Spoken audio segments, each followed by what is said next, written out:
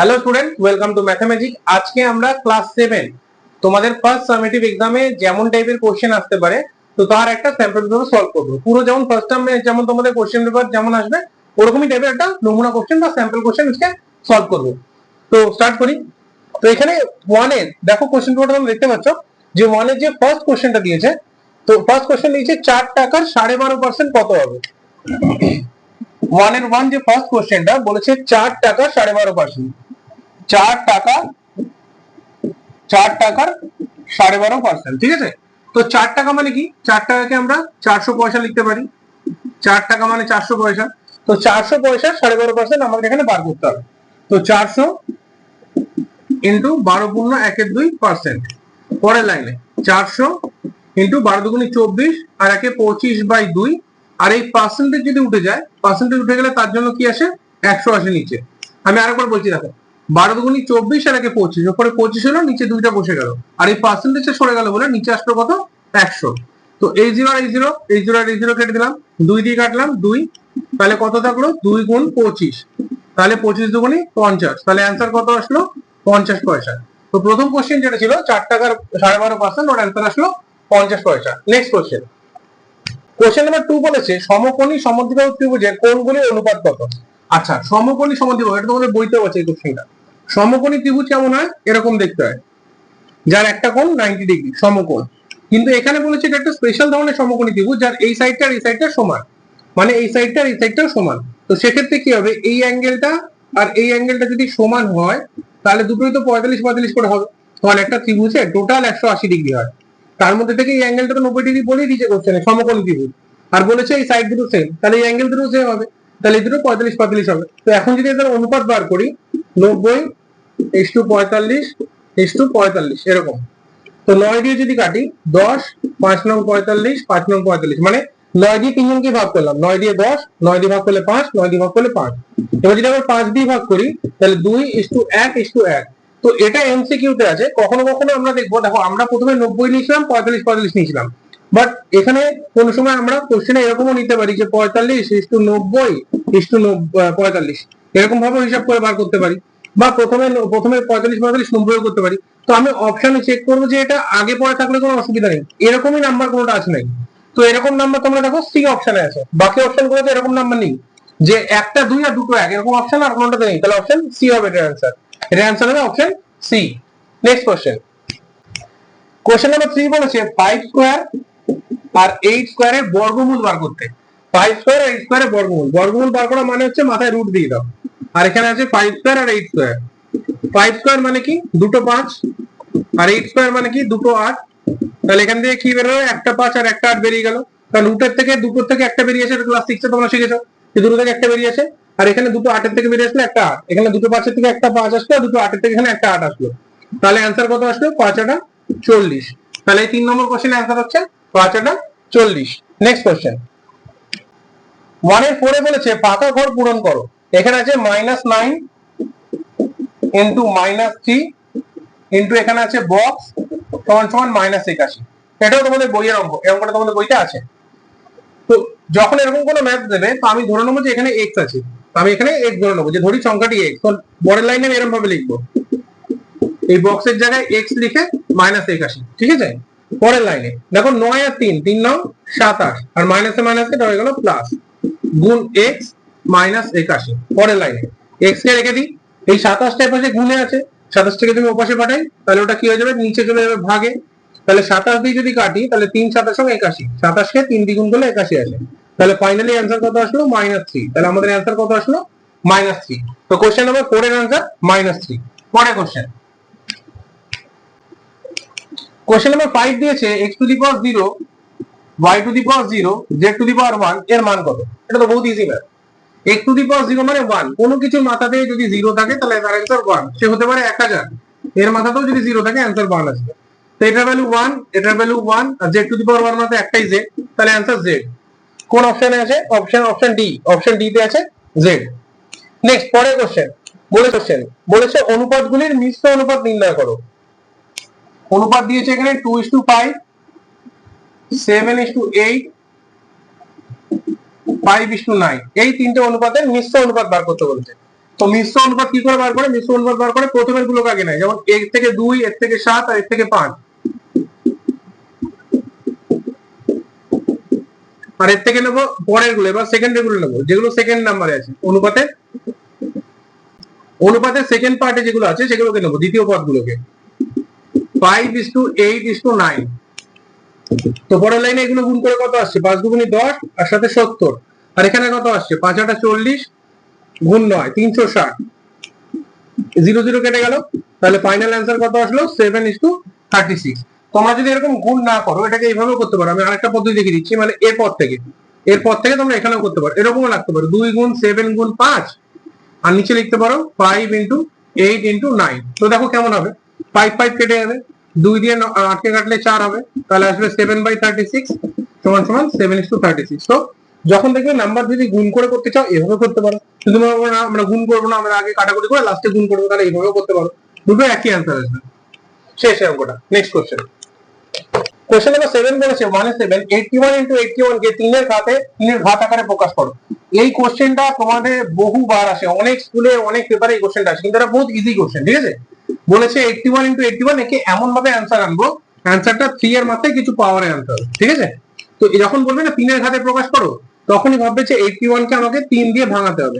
তো 81 কে 3 দিয়ে যদি ভাগ করি, 3 7 8, 3 দিয়ে ভাগ করলে 9, 3 দিয়ে ভাগ করলে 3, তাহলে একটা 81 কে ভাঙিয়ে কি পেলাম? 1 2 3 4, চারটে 3 পেলাম। একটা 81 কে ভাঙিয়ে চারটে 3 পেলাম, ঠিক আছে।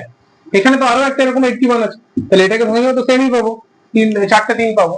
তো পরের লাইনে আমরা শিখেছিলাম সূচকের চ্যাপ্টারে যে পাওয়ার গুলো প্লাস হয়ে যায় গুণ থাকলে, তাহলে এটা প্লাস হয়ে যাবে, তাহলে অ্যান্সার এসে গেল 3^8। তাহলে অ্যান্সার এসে গেল 3^8। নেক্সট 1 এর সব কটা কোশ্চেন হয়ে গেল সলভ। এবার আমরা করবো কোশ্চেন নাম্বার 2। কোশ্চেন নাম্বার 2 তে বলেছে মান নির্ণয় করো। কোশ্চেন দিয়েছে 2 কিউব 3^9, আর নিচে দিয়েছে 3^6 6^3। এটার মান নির্ণয় করতে বলেছে। তো এখানে আছে 2 কিউব কিরকম লিখে দিলাম, 2^3 আর 3^9। এখানে 2 আর 3 যে নাম্বারটা আছে এটাকে আর ভাঙানো যায় না, এটা আমি রেখে দিলাম। এখানে কত আছে? 3^6, আর এখানে আছে 6। দেখো ভালো করে, 6 কে যদি আমি 2 দিয়ে ভাঙাই, 3 দুগুণে 6 লেখা যাবে তো। তো যেখানে 6 থাকবে 6 এর জায়গায় আমি 3 গুণ 2 এরকম লিখতে পারি। তো এখানে 6 আছে, তো 6 এর জায়গায় আমি তাই লিখবো 2 গুণ 3 এরকম লিখবো। আর 6 এর মাথায় যে পাওয়ারটা ছিল না, ওটা এদের মাথাতে বসিয়ে দেবো, এদের মাথায় সেই পাওয়ারটা সিম্পলি বসিয়ে দেবো। তো নেক্সট লাইনে ভালো করে দেখো, এখানে দেখো 2^3 আর এই যে 2^3 এটা কেটে গেল, কারণ একই আছে, উপর নিচে কেটে বাদ হয়ে গেল। তো পরের লাইনে এখানে কত আছে? এখানে আছে 3^9 উপরে বসে রইলো। নিচে কত আছে? 3^6 গুণ 3^3, 3^6 গুণ 3^3। তো গুণের সময় পাওয়ার গুলো আমরা জানি প্লাস হয়ে যায়, গুণের সময় পাওয়ার গুলো প্লাস হয়ে যায়। তো পরের লাইনে কি আসছে দেখো, উপরে তো 3^9 যেমন ছিল তেমনই রইলো, আর নিচেও দেখো 3^9 এসে যাচ্ছে, কারণ 6 আর 3 প্লাস করে। তাহলে এটা কেটে দিই, তাহলে ফাইনাল অ্যান্সার কত? 1। তাহলে 2 এর 1, কোশ্চেনটা সলভ করে অ্যান্সার কত আসলো? 1। নেক্সট কোশ্চেন 2 এর 2 বলেছে লুপ্ত পদটা বার করো, মানে এখানে একটা নাম্বার মিসিং আছে, ওটা বার করতে বলেছে। কোশ্চেন আছে 5:8 এখানে আমি ধরে নিই x আছে, আর এখানে 64, যেটা স্টার দেওয়া ছিল মানে যেটা মিসিং নাম্বার ছিল ওটাকে আমি x ধরে নিয়েছি। তো বা তোমরা এখানে লিখে নেবে যে, বা লিখে নিতে পারো ধরি সংখ্যাটি x বলে, তারপরে ম্যাথটা স্টার্ট করতে পারো। তো এরকম যদি থাকে 5:8 x:64, তো পরের লাইনে এটা এরকম হয়ে যায়, এ পাশে দুটো বাই দিয়ে আর ও পাশে দুটো এইভাবে বাই দিয়ে, মানে কি 5 এর নিচে চলে যাবে 8 আর x এর নিচে চলে যাবে 64 পরের লাইনে। এবার কোনাকুনি গুণ হবে, এর সাথে গুণ হবে এটা, আর এর সাথে গুণ হবে এটা, সমান সমানে বিপরীত দিকে দুটো কোনাকুনি গুণ হবে। তাহলে 8 এর সাথে গুণ হবে 8 গুণ x, আর 5 এর সাথে গুণ হবে এভাবে 64 পরের লাইনে। x কে শুধু আমি রেখে দেবো, এপাশে যেমন আছে 5 গুণ 64 থাক, এই 8টা এপাশে গুণ আছে, এপাশে যখন পাঠাবো তখন ওটা চলে যাবে ভাগে, 8টা কি অপাশে নিচে চলে যাবে, 8 8 64 হয়ে গেল। তো পরের লাইনে x সমান সমান কত আসছে? 5 8 40, 5 গুণ 8 40। তাহলে কোশ্চেন নাম্বার 2 এর 2 হয়ে গেল সলভ। নেক্সট কোশ্চেন 2 এ এই দুটোই কোশ্চেন ছিল, এবার 3 এর কোশ্চেন দিয়েছে। 3 তে যে কোশ্চেনটা দিয়েছে এটা ড্রয়িং দিয়েছে কম্পাস দিয়ে, তো আমি সেটা তো ড্রয়িংটা কম্পাস দিয়ে করতে পারছি না, কিন্তু আমি তোমাদেরকে জাস্ট এখানে একটা স্ট্রাকচার করে বুঝিয়ে দিচ্ছি যে কিভাবে হবে। আশা করছি এটা দেখে তোমরা বুঝে যাবে। কোশ্চেন বলেছে স্কেল ও পেন্সিল কম্পাসের সাহায্যে একটি 60 ডিগ্রি কোণ অঙ্কন করো এবং চিহ্নিত করো। দেখো 60 ডিগ্রি কোণ আঁকতে হবে, কিন্তু আমরা এখানে চাঁদা ইউজ করতে পারবো না, কম্পাস আর পেন্সিল দিয়ে করতে হবে। তো আমি একটু দেখো তোমাদের বোঝাচ্ছি, দেখো বুঝতে পারো কিনা। প্রথমে একটা এরকম দাগ দেবো, এরকম একটা দাগ দেবো, কোনো মাপের ব্যাপার নেই, এখানে কোনো মাপের কথা কিছু বলেনি। তো আমি এখানে নাম দিয়ে দিই ধরো বি পয়েন্ট, আর এটা মনে করো সি পয়েন্ট, এখানে একটা দাগ দিই। এবার এইখানে তোমরা কম্পাস বসাবে এইভাবে, কম্পাস বসিয়ে এইভাবে কম্পাস বসিয়ে এখানে একটা এরকম গোল মতো দাগ টানবে, ঠিক আছে। এবারে কম্পাসের মাপটা নড়াবে না, কম্পাসে এই যে মাপটা ছিল না মাপটাকে নড়াবে না, ঠিক কম্পাসের এই মাপটাকে এবার কম্পাসের গোড়াটা বসাবে এইখানে, কম্পাসের গোড়াটা এইভাবে বসিয়ে যে এই মাপটা দিয়ে যে এখান দিয়ে যে এইভাবে দাগ টানলে যে দাগটা হয় এরকম দেখবে। প্রথমে কম্পাস বসিয়ে আমি আবার প্রথম থেকে বলে একটা দাগ টানলাম, দাগ টানলে কম্পাসটা এরকম ভাবে রাখলাম, ধরো আমি এখানে দাগ করে যাচ্ছি, এখানে একটা দাগ টানলাম, দাগ টেনে এটা মনে করো আমার কম্পাস, তো এটাকে এইভাবে নিয়ে এরকম করে একটা গোল ঘোরালো, ঠিক আছে। তারপরে এই মাপটাকে না নাড়িয়ে এইখানে কম্পাস বসিয়ে এরকম একটা দাগ টানলো, এই যে দাগটা আসলো না, এবার এই যে দাগটাকে যদি আমি জুড়ে দিই ঠিক এই পয়েন্টটা আর এই পয়েন্টটা, এবার আমি স্কেল বসিয়ে এখানে জুড়ে দেবো দাগটা। তো আমি এটার নাম দিয়ে দিই এ। তো এই যে কোণটা এখন আসলো A B C, angle A B C, এটা হয়ে যাবে তোমাদের 60 ডিগ্রি, খুব সহজে আঁকা। তো এটা আঁকার পর তোমরা একবার চাঁদা বসিয়ে চেক করে নেবে যে তোমাদের ম্যাথ ঠিক আছে কিনা। যদি দেখো কোনো ভুল হয়েছে বা এখানটা একটু বেরিয়ে গেছে, তো এটাকে ঠিক করার চেষ্টা করবে না, এটা কেটে দেবে, কেটে দিয়ে আবার নতুন করে করবে। কারণ জেনারেলি এরকম কোণ আঁকতে গিয়ে যদি ভুল হয়, তুমি ডবল রাইটিং করো, তাহলে কিন্তু পরীক্ষার সময় মার্কস পাবে না। তো যদি দেখো যে তোমাদের প্রথমে পুরো কম্পাস দিয়ে করে নেবে, তারপর একবার চাঁদা দিয়ে চেক করে নেবে তোমাদের ম্যাথটা ঠিক হচ্ছে কিনা। যদি দেখো যে ভুল হয়েছে, তাহলে এটাকে আর ঠিক করার চেষ্টা করবে না, এটাকে পুরো কেটে নিচে বা পরে পেজে আরেকবার নতুন করে করবে, ঠিক আছে। তো কোশ্চেন নাম্বার 3 এর 1 ছিল এটা, যে কম্পাস আর পেন্সিলের সাহায্যে 60 ডিগ্রি অঙ্কন করো। Next question number 2। 3 এর কোশ্চেন নাম্বার 2 তে বলেছে যে সর্বসমতার শর্তগুলি লেখো। সর্বসমতা মানে এই জিনিসটা বুঝে নাও, এটা ত্রিভুজের সর্বসমতা চ্যাপ্টার থেকে দিয়েছে। বলেছে সর্বসম মানে কি, আগে জিনিসটা ভালো করে বুঝে নাও যে সর্বসম হয় কি। মনে করো তোমার কাছে একটা এরকম ধরনের একটা ইরেজার রয়েছে, ছোট একটা ইরেজার রয়েছে, একই কোম্পানির, আমার কাছে মনে করো একটা বড় ইরেজার রয়েছে, একই কোম্পানি, একই রকম দেখতে, এখানে যে লেখা রয়েছে ধরো স্টিকার এ লাগানো রয়েছে, এখানেও সেম স্টিকার এ লাগানো রয়েছে, বড় সাইজের, তাহলে দুটো দেখতে একই রকম, এরা সদৃশ, এরা সদৃশ কিন্তু এরা সর্বসম নয়। এরা দেখতে একই রকম, এটাও দেখতে একই, এটাও দেখতে একই রকম, কিন্তু এরা সদৃশ কিন্তু এরা সর্বসম নয়, হুবহু সেম না, একই রকম দেখতে। মনে করো দিল্লিতে তাজমহল আছে, তোমাদের বাড়িতে তোমাদের শোকেসের মধ্যে একটা তাজমহল সাজানো আছে ছোট, তো দুটো দেখতে হুবহু একই রকম কিন্তু দুটো সর্বসম নয়। তাহলে সর্বসম কি, সর্বসম হচ্ছে তোমার ম্যাথ বুকটা তোমার ফ্রেন্ডের ম্যাথ বইটা দেখো হুবহু সেম, কারণ ওকেও স্কুল থেকে যে ম্যাথ বইটা দিয়েছে তোমাকেও সেম ম্যাথ বই দিয়েছে, তো সেক্ষেত্রে ওটা সর্বসম। আর কি সর্বসম হতে পারে, দুটো 1 টাকার কয়েন, দুটো 1 টাকার কয়েন যদি তুমি নাও আর নিয়ে যদি দেখো যে দুটো মানে 1 টাকার কয়েন একই দিকে রয়েছে যদি থাকে, তো দেখবে দুটো পুরো সর্বসম, একদম সেম সেম দেখতে। তো যে জিনিসগুলো হুবহু সেম তাদেরকে বলে সর্বসম, ঠিক আছে। এবার কোশ্চেন বলেছে যে সর্বসমতার শর্তগুলি লেখো। দুটো ত্রিভুজ যে সর্বসম হবে তার শর্ত কি হবে। তো দুটো ত্রিভুজ সর্বসমতার জন্য 4টে শর্ত হয়, আমি এখানে একটু একে বুঝিয়ে দিচ্ছি, ভালো করে বুঝে নাও। আর উত্তরটা দেখো, আমি এখানে উত্তরটা এখানে লিখে দিচ্ছি, সেই উত্তরটা তুমি দেখে নাও, কিন্তু জিনিসটাকে বুঝে নাও ভালো করে। দুটো ত্রিভুজ সর্বসম কখন হবে, মনে করো এখানে দুটো ত্রিভুজ আছে, তো এই ত্রিভুজটার নাম হচ্ছে এ বি সি, আর এই ত্রিভুজটার নাম ধরে নি পি কিউ আর, ঠিক আছে।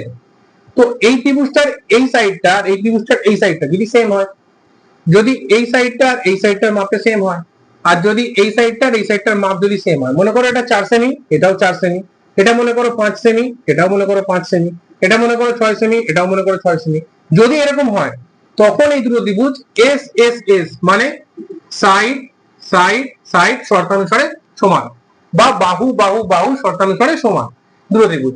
এইটা একটা কনসেপ্ট গেল, যে দুটো ত্রিভুজের যদি সবকটা সাইড মানে এই সাইডটার সাথে এই সাইডটা, এই সাইডটার সাথে এই সাইডটা, এই সাইডটার সাথে এই সাইডটা সেম হয়, তাহলে দুটো ত্রিভুজ সর্বসম হতে পারে। আর একটা কিভাবে হতে পারে, আর একটা হতে পারে হচ্ছে, মনে করো এরকম দুটো ত্রিভুজ আছে, এর মনে করো ড্রয়িংটা আমার একটু ব্যাকা হচ্ছে, বাট তোমরা বুঝে নাও। এটা মনে করো 4 সেমি, এটাও মনে করো 4 সেমি, এটা মনে করো 5 সেমি, এটাও মনে করো 5 সেমি, এই দুটো সেম, আর এদের মাঝখানে একটা করে অ্যাঙ্গেল আছে সাপোজ 60 ডিগ্রি। তাহলে কি মিললো দেখো, এর বেলা এই সাইডটার সাথে এই সাইডটা মিললো, এই সাইডটার সাথে এই সাইডটা মিললো, আর এই অ্যাঙ্গেলটা আর এই অ্যাঙ্গেলটা সেম সেম দেখতে, তখন আমরা এই দুটো ত্রিভুজকে সর্বসম বলবো। আর তার শর্ত হবে সাইড অ্যাঙ্গেল সাইড, দুপাশে দুটো সাইড মাঝখানে একটা অ্যাঙ্গেল, দুপাশে দুটো সাইড মাঝখানে একটা অ্যাঙ্গেল মিলেছে, একে বলে বাহু কোণ বাহু শর্তানুসারে সর্বসম, ঠিক আছে। আর একটা পদ্ধতি কি হতে পারে, টোটাল 4 রকমের প্রসেস তোমার সিলেবাসে আছে, যে 4 রকম প্রসেস কিভাবে দুটো ত্রিভুজ সর্বসম হতে পারে। তো 3 নম্বর প্রসেসটা কেমন বোঝায়, মনে করো এরকম একটা ত্রিভুজ আছে, এরকম একটা ত্রিভুজ আছে, এর নামও সেম এ বি সি, এর নাম হচ্ছে পি কিউ আর, ঠিক আছে। এবার মনে করো অ্যাঙ্গেল বি হচ্ছে 60 ডিগ্রি, এর বেলা অ্যাঙ্গেল কিউ 60 ডিগ্রি, এর বেলা মনে করো এটা 50 ডিগ্রি, এটাও মনে করো 50°। আর মনে করো এই বাহুটা হচ্ছে 7 সেমি সাপোজ, তাহলে এই বাহুটাও 7 সেমি। যদি দুটো ত্রিভুজ এমন দেখতে হয় যাদের এপাশের অ্যাঙ্গেল এপাশের অ্যাঙ্গেল সেম, এই পাশের অ্যাঙ্গেল এপাশের অ্যাঙ্গেল সেম, আর এই বাহুটা সেম, তাহলেও দুটো ত্রিভুজ সর্বসম হতে পারে। কি শর্তানুসারে হবে এবারে? এবারে হবে কোন বাহু কোন, angle side angle, angle side angle বা কোন বাহু কোন শর্তানুসারে দুটো ত্রিভুজ সর্বসম। আরেকটা শর্তানুসারে কি হতে পারে, আরেকটা শর্তানুসারে হতে পারে মনে করো সমকোণী ত্রিভুজ, এটাও সমকোণী ত্রিভুজ, এটাও সমকোণী ত্রিভুজ, এর এটা 90°, এর এটা 90°, ঠিক আছে, এই দুটো কোণ ধরো সেম। আর এই অতিভুজটা ধরো সাপোজ এই অতিভুজটা 10 সেমি, এটাও 10 সেমি। আর মনে করো এই সাইডটা আর এই সাইডটা সেম, সাপোজ ধরো এটা 6 সেমি আর এটা 6 সেমি, তাহলে এখানে কি মিললো দেখো, একটা করে অতিভুজ মিললো, একটা করে অতিভুজ মিললো, 90° কোণ 90° কোণ, একটা করে বাহু, এরও একটা বাহু মিলেছে। তাহলে এক্ষেত্রে আমি এটাকে লিখতে পারবো আর এইচ এস শর্তানুসারে। আর এইচ এস শর্তানুসারে মানে কি, আর মানে হচ্ছে রাইট অ্যাঙ্গেল মানে 90°, এইচ মানে হচ্ছে হাইপোটেনিয়াস বা অতিভুজ, আর এস মানে যে কোনো একটা বাহু হতে পারে এটা মিলেছে বা এটা না মিলে এটাও মিলতে হতে পারে, কত এটা 8 সেমি, এটাও 8 সেমি, এরকম হতে পারে। আর একটা পদ্ধতি হয় 5 নম্বর পদ্ধতি, ওটা খুব একটা বেশি লাগে না তোমাদের 7-এ, তাও একটু জেনে রাখো।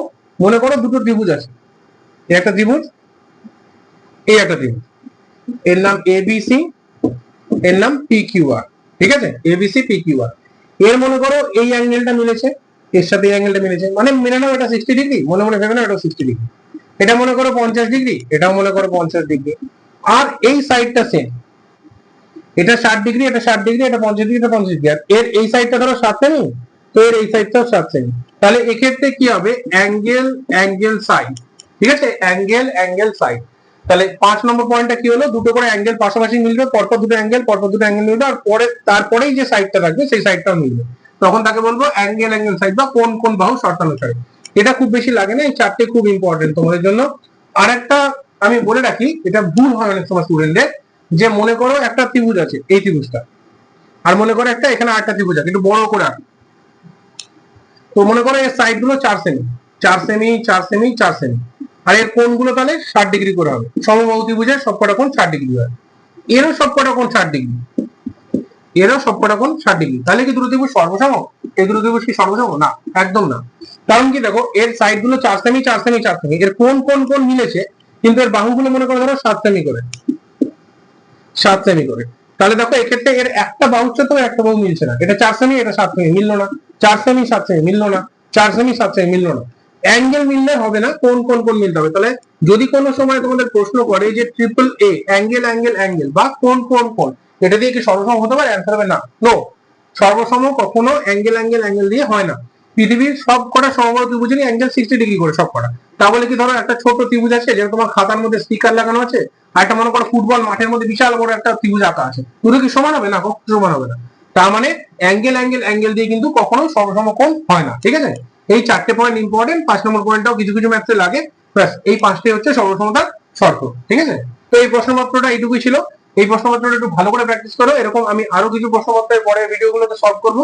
এই কোশ্চেন গুলো যদি তোমরা সলভ করো তোমাদের ফার্স্ট টার্ম পরীক্ষায় অনেকগুলো ম্যাথ এখান থেকে কমন আসবে, যদি কমন নাও আসে, সেম টু সেম নাও আসে, এই টাইপের অনেক ম্যাথ তোমরা কোশ্চেনে পাবে।